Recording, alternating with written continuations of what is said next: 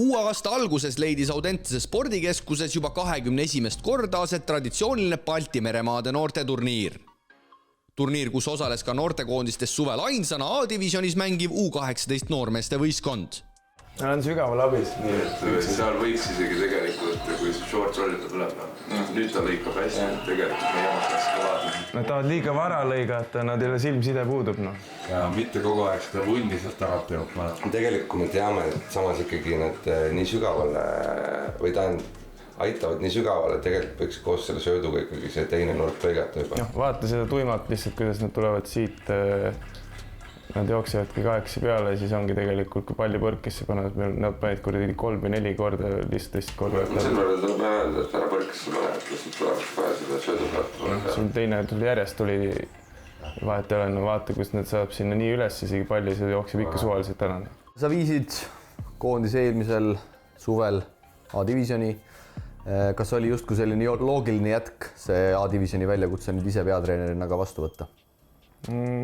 Kindlasti neid mõtteid oli, eks sai arutatud lähedaste inimestega, alaliiduga, aga ma arvan, et see lõpuks tuli koos nagu ühise otsusena, et võtta see väljakutse vastu. Kui sa vaatad neid mängijaid, eelmise suve mängijaid, selle suve mängijaid, siis kas need koondised võib-olla ülesehituselt mängijate poolest kuidagi erinevad ka oma vahel? Suures pildis võib-olla väga mitte, sest meil eelmine aasta oli juba 5 nooremat oli ka meil koondises, kes mängisid kandvat rolli, eks.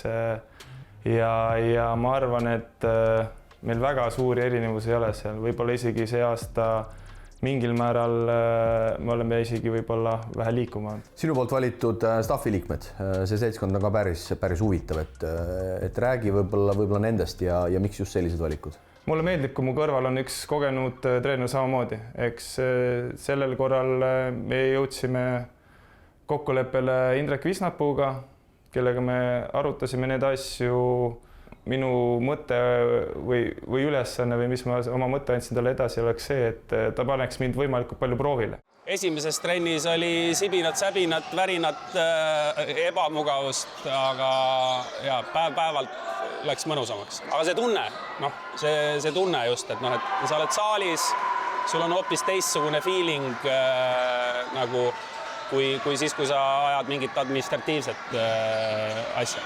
Kaua nüüd sellest möödas on, kui sa kuskil ametlikult viimati treener olid? No, ametlikult tegelikult viimati olin mõni aasta tagasi enne seda, kui meil nagu tihedam koostöö alaliidul Kaitseväega hakkas.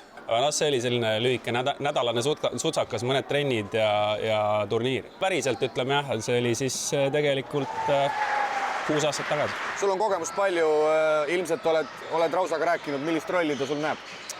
No, eelkõige kaitseroll, et see oli loomulikult mu üks esimesi küsimusi, et mis ta minult ootab ja kui me selle läbi rääkisime ja ma nägin, et minust võiks kasu olla ja ma arvan, et kui ta oleks võib-olla ootanud mingisuguseid muid asju, ega see vastus oleks võinud olla ka teistsugune. Millist panust ta ootab ja just see, et ma tean ise ka, mida ma suudan anda. Kuidas sa üldse nooremat kolleegi peatreener Rausberg iseloomustaksid? Kaasaegne treener, hästi oskab kaasata nii tiimi, hästi oskab kaasata oma staffi ja kõik käib ühise asja nimel, et siiamaani ainult positiivne. Nüüd oli see, ma ütleksin, et see söödumaa on liiga väike. See on keeruline. Pead selle kuidagi ennast suureks tegema, sealt üles peab see söötmine, mitte rinna pealt. Timmu valik toimus ka, nagu jõudsime suheldes, pakkusin talle võimalust, ta arvas sellest, et ma arvan, et tema ja Taneli mängija, siis Taneli puhul veel tegevmängija poolne vaade annab meile päris palju juurde sinna, see annab meie protsessi väga suure nagu eelise ka. Eelmisel aastal oli mul siuke pakkumine korvpalliliidult, et saan teha kaasa FIBA programmi, kus lõpetavaid endise mängisi koolitatakse manageri rolli täitma. Ja see koosnes siis FIBA enda poolt siukestest osadest kus oligi igasugune ürituste korraldamine, raha kaasamine ja teine osa oli siis ülikool, kus me õppisime juhtimist ja ka niisugust ettevõtete sellist nagu ehitust ja kuidas see nagu toimima peaks asjad. Rääkisin siin Raido Roosi ja teiste meestega korvpalliliidust ja nad pakkusid mulle, et võib-olla ma teeks terve koondise tsükli kaasa managerina ja selle raames korraldaks ka ühe laagri, et see tundus niisugune mõistlik valik ja nii see alguse sai. Kas pärast mängikarjääri lõppu võikski see olla midagi sellist, mida sa tegelikult teha tahaksid või sa alles kompad?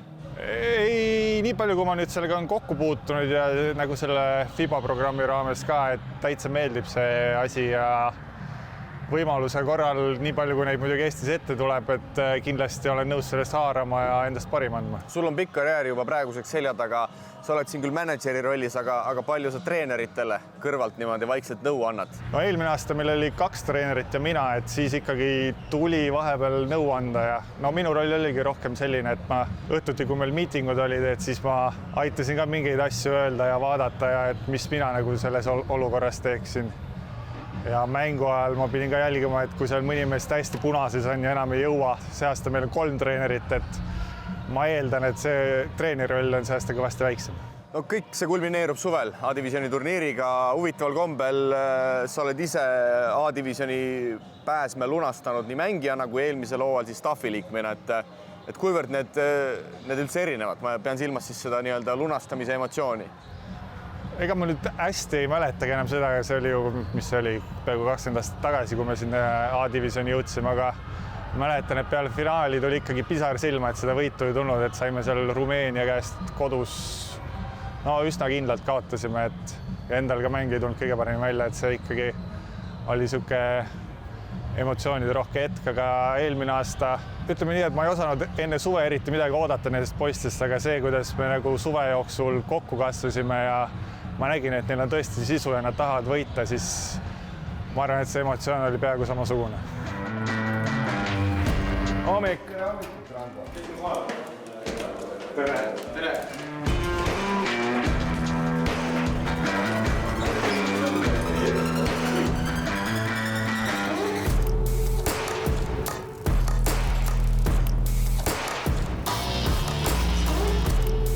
Kaamera on saalis, siis kõik on vaikselt. Timmu, sa tahtsid paar asja eilse mängu kohta ka öelda? Me ootame nii, aga nii ei saa teil rünnata lõppkokkuvõttes seda, eriti kui step out on. Viige kõigepealt, tehke see reject ära, viige teisele poole siis te saate hooga rünnata. Siis on see hea võimalus ka, et kui teil on põrgatus on laivis juba, kui te hakkate põrgatama, siis teil on kergem see üks põrgatus tagasi teha ja sööta sinna. Sina, kui ikkagi täna veel noor peatreener, noor treener, siis oskad sa kuidagi võib-olla enda isiklikku sellist treeneri käekirja iseloomustada, et millist mängu sa tahad mängida nii kaitses kui rünnakul üleüldisemalt? Pigem ma võiks öelda seda, et me tahaksime eriti meie koondist silmas pidades olla agressiivne kaitses, eks meil hakkab see olema nüüd siis nagu tänapäeval kõigile meeldib öelda, et tagime seal laovõitluses ja oleme agressiivsed, meie kaitsemäng hakkab sealt pihta, vaadates meie mängijate profiile, eks see annab meile päris suur eelis, eriti tagamängijate osas ja see hakkabki meie jaoks nii-öelda pihta sealt. Rünnakul samamoodi suudame kaitses agressiivsed olla, saame palju jooksma, palju lihtsaid korve, eesmärk siis, mis minul ja siis meil treeneritel on, et saada võimalik palju rünnakuid. Nii, kuule eilsest ka. Eile hea intensiivsus, hea energia, mõtlen nii kaua, kui fookusdistsipliin oli paigast, nii kaua oli väga-väga okeeriti kaitse poole pealt. Natukene hakkasime ette valmistamata viskeid võtma ja realiseerinud, siis oligi meie kaitse kannatas. Nagu Kaido eile pani kirja ka, mitu punkti tuli eile nii-öelda enne kui vead olid täis 30+ punkti. Tuli teine poolega, esimene oli see, mis ta oligi 13 vist. Nii et see on see nagu target, kuhu me tahame jõuda. Teine asi ongi see, et täna Soome vastu, Soome võttis eile kõige rohkem 3 punkti viskeid. Nad viskasid üli kehva protsendiga, 30+3, eks, mis see tähendab 3 punkti viskeid kauged lauapallid. On nii. Lauavõitlusel üli suur tähelepanu. Ja samamoodi, nii kaua kui me eile kontrollisime isegi ründelauavõitlust, nii kaua me olime nagu super hästi ka nii-öelda kaitses valmis. Me suudame suruda. Täna eriti me peame ära suruma nende tagumised. Me teeme oma elu poole lihtsamaks sellega, kui me suudame kohe nad nii-öelda üle välja nii-öelda peale võtta, eks. Teine asi ongi see kommunikatsioon. Me tahame täna, näete ise ka, me tahame ülipalju lükata kätt vahele esimese entri söödule. See tähendab ka positsioon 5, kes meil mängivad, neil nii pikkasid ei ole, kui oli Rotsadel või tulevad lätlastel tugevamad. See tähendab teie ka, et te jooks korvi alla, te olete oma mängiga juba keskjoonarist kaasas.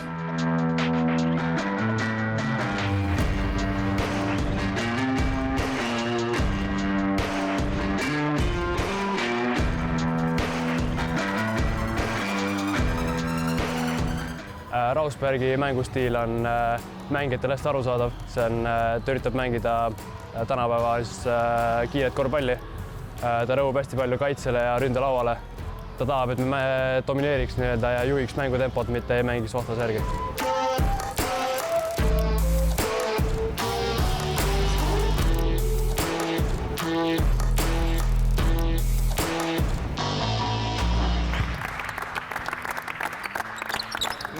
Jätame ühe palli, käime Soome asjad läbi, siis vaatame enda asjad ka ja lõpus viskame jälle. Okei, davai, hakkame pihta. 3-4! Eesti! Võtame kaitsega, üks siia, pikk siia, 4 nurk põhimõtteliselt. 4 nurk pluss üleval ka palliga. Mine kattesse. Sina saad julgelt siia astuda. Tule edasi, tule mängi edasi. Hakkad ära liikuma, lihtsalt annad talle aega. Sina ka, sa ei tohi tema juurde nii äärda. Esimene asi on ikkagi tast ette tagasi saada, on ju. Ja sa pead vaatama, et tema kuhugi sinna lõpuni jälle. Sina ikkagi vastutad, see on 2-2 praegu. Tema on sul abis siin natukene lihtsalt, sest et sommid on päris head selles, et nad alustavad küll seal, nad slaidivad 45 peale. Mine veel tagasi, palun.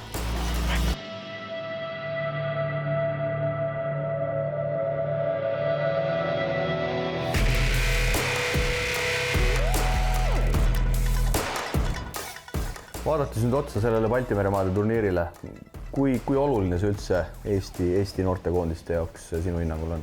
Kindlasti on oluline esiteks sellepärast, et me saame mingisuguse esimese pildi kätte sealt, et mis seisus keegi on. Me tutvustame enda eesmärke, me koguneme, seame ühised eesmärgid võistkondlikult. Ja taas tahtmatu, mida nii-öelda vanus kõrgemal, seda rohkem puudumisi on tänu koduklubide esindamisele ja nii edasi, aga see on kindlasti nii-öelda alus sellele, mis me hakkame suvel tegema. Me tutvustame seal oma eesmärke, põhimõtteid ja selle pealt on hea nagu edasi minna. Tegelikkus on ju see, et 19 algselt seatud kandidaadist 5 on täna puudu. Nii et täispilt tuleb ette alles suvel. Ja pikkade osakonnast on eriti praegu puudujaid. Selles mõttes see tuska kindlasti valmistab. See annabki võimaluse teistele, võib-olla kellel, kes on seal piiri peal või siis annab võimaluse kellelgi teisele ennast näidata. Et eelmine aasta sama nii-öelda kas mure või siis sama teema, et mingid mängijad ei saa tulla. Kuna see meie turniir siin, see ei ole FIBA kalendris, eks see tähendab seda, et võistkonnad ei ole siis kohustatud mängijaid vabaks tassma, eks. Okei, see ongi, me oleme kõikide mängijatega suhelnud.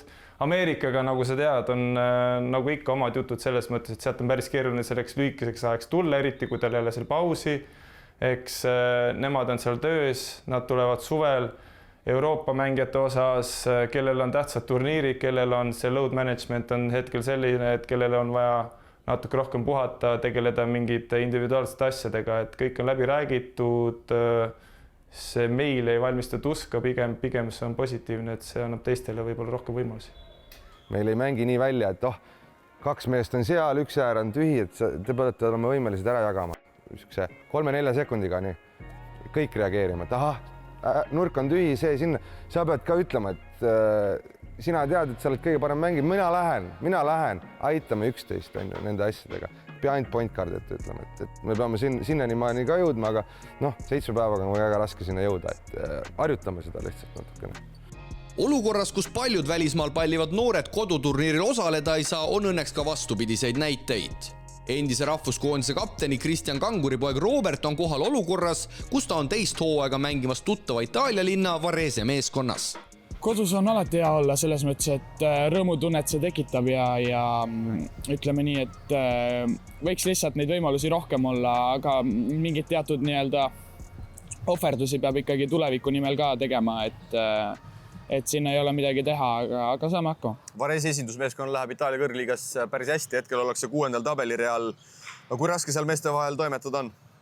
Hetkel läheb tõesti meil päris hästi, et algus oli natukene rabe, aga nüüd oleme leidnud nii-öelda siis selle õige teekonna üles ja tõesti praegu on hetkel on hästi minemas, et oleme play-offis, aga eks alati nii-öelda meeste vahel ei ole kerge, et füüsiliselt kui ka mentaalselt, et nemad on ikkagi rohkem kogenud. Olen natukene nendest füüsiliselt võib-olla väiksem, aga kindlasti see on väga hea nii-öelda järgmine aste minu jaoks, kuidas nii-öelda paremaks saada.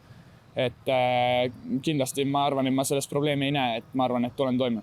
Ja mänguaja saad sa siis kätte noorteklassides ja veidi madalamal tasemel? Jah, täpselt, et ongi hästi, et saan teha nii-öelda esindusmeeskonnaga trenne ja kui seal jääb koormus natukene vähemaks, neil on näiteks mängupäev, trennid ei ole nii pikad, siis lähen nii-öelda enda trenni ja siis nädalavahetusiti on meil ka mängud, et seal saan korralikult mängida ja nii-öelda ennast välja elada.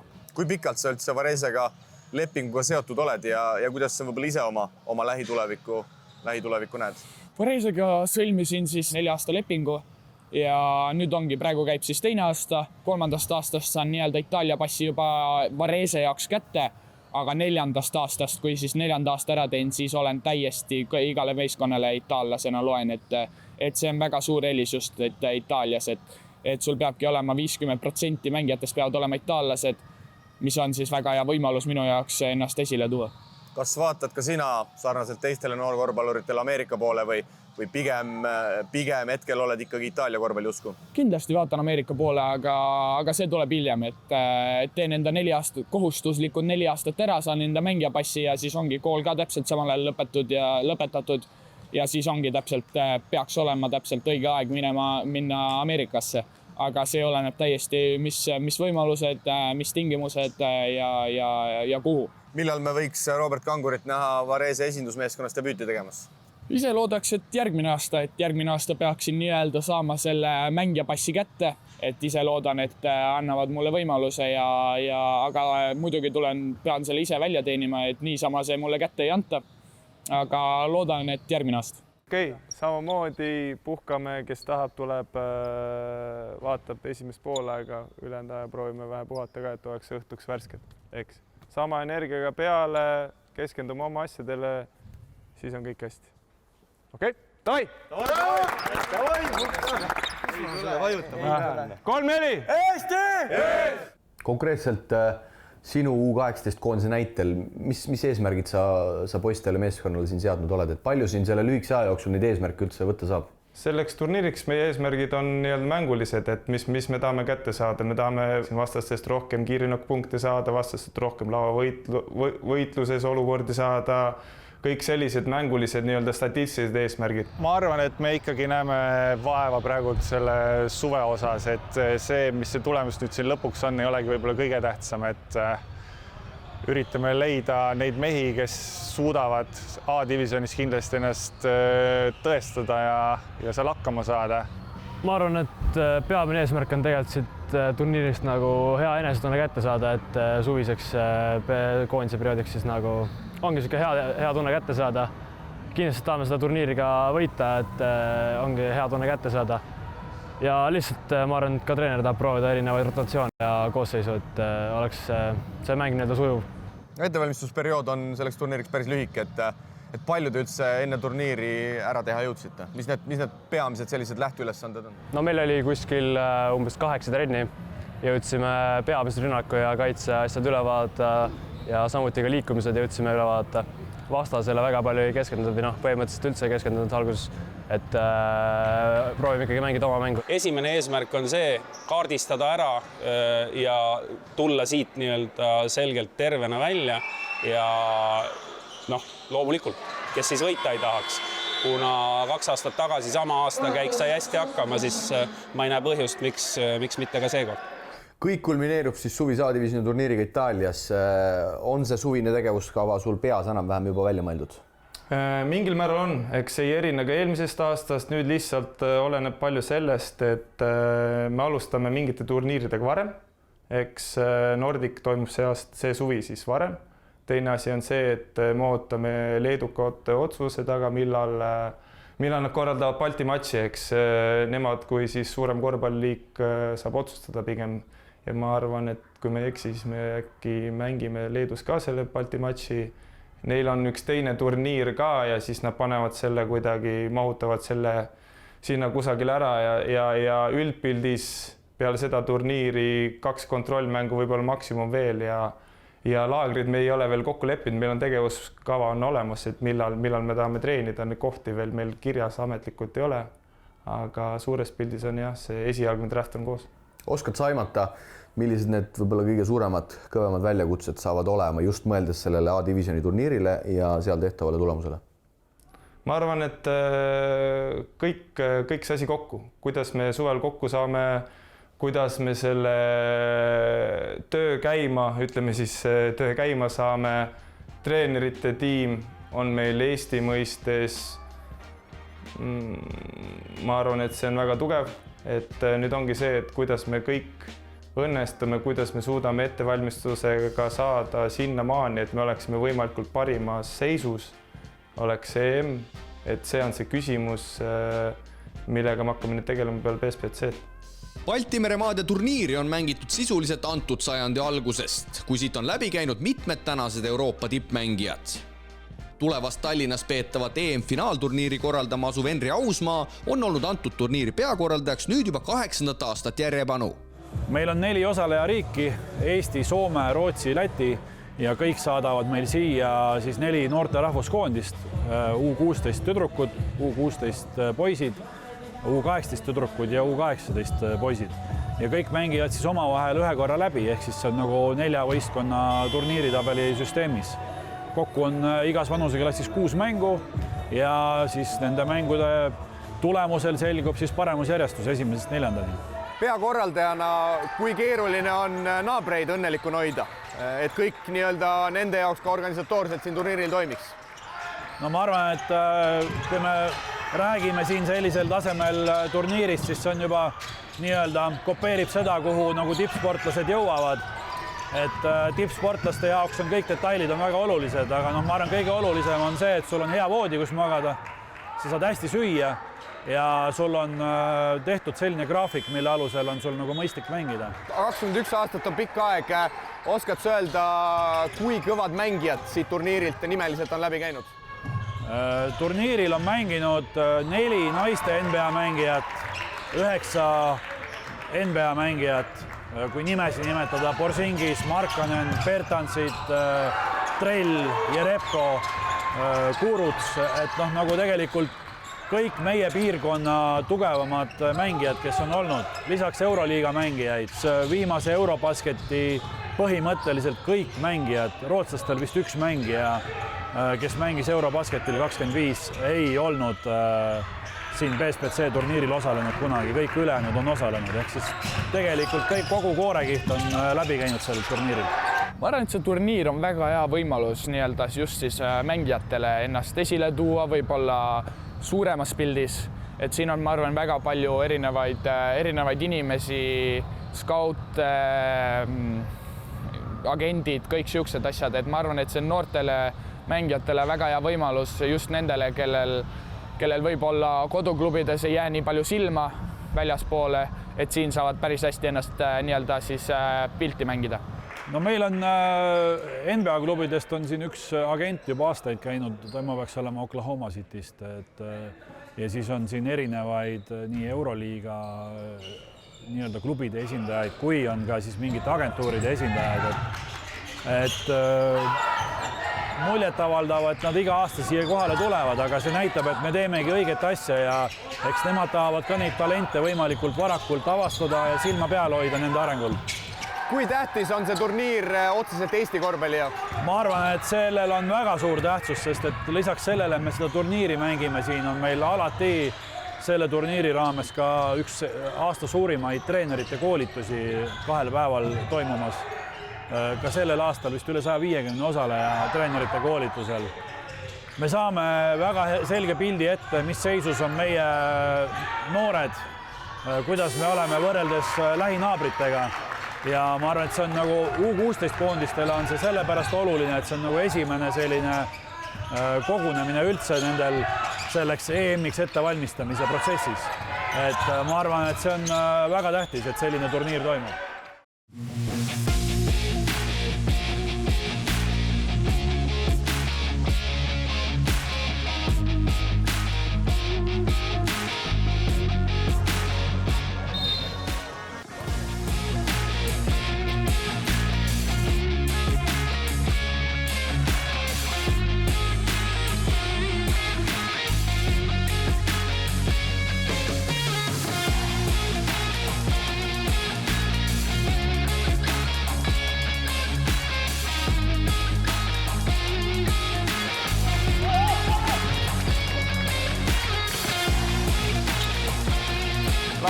Hästi mängitud oli.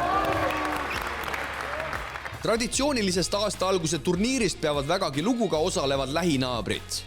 Soome korvpallilegend ja ala ülesehitaja Henrik Detman naljalt ühtegi aastat pealtvaatajana vahele jätnud ei olegi.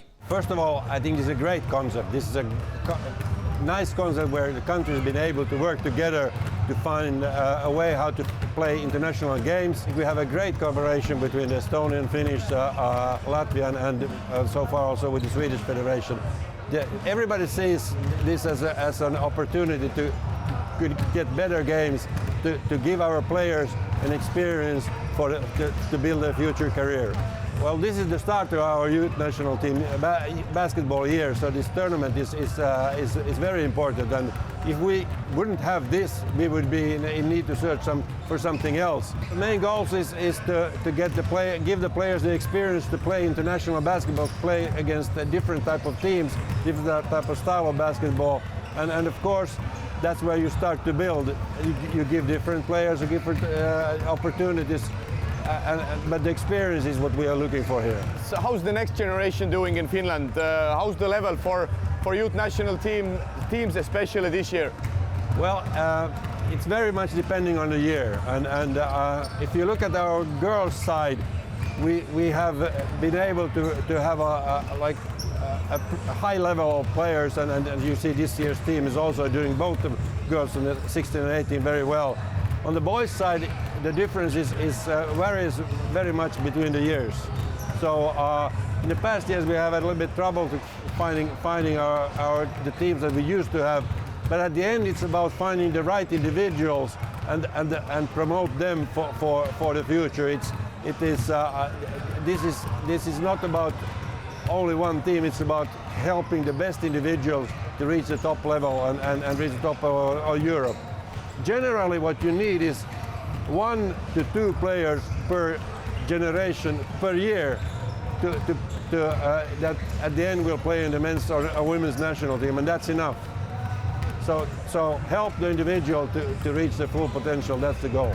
And last question, is Lauri Markkanen the best player who has ever participated in this tournament?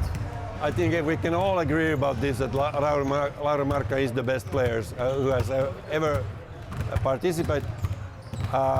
Maybe in the future somebody will say Miikka Muurinen or you give another name here.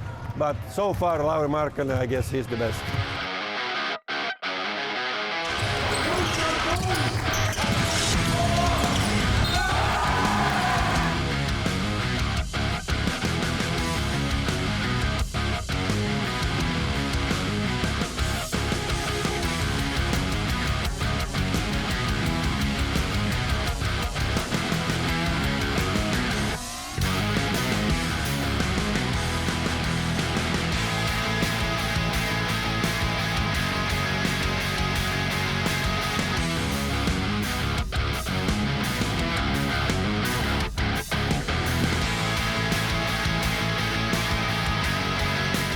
Pehmed oleme, eks. Praegu on samamoodi emotsiooni puudub. Me oleme pehmed, eks. Me arvame, et kõik tuleb lihtsalt. Ei tule.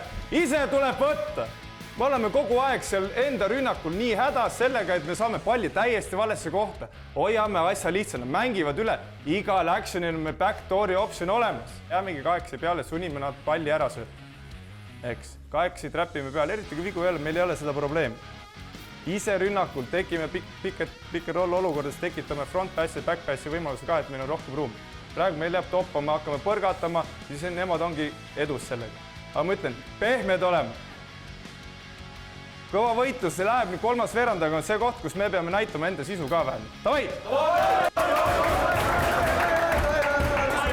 Ei anta midagi lihtsalt, kõik tuleb ise võtta, eks? 3-4! Eesti!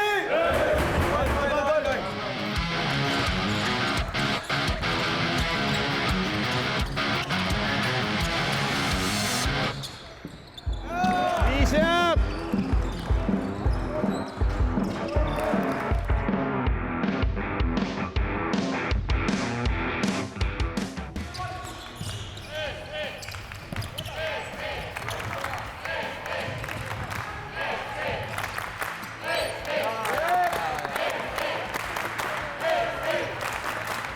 Thank you, coach. Good game. Yeah, thank you. Thank you, coach.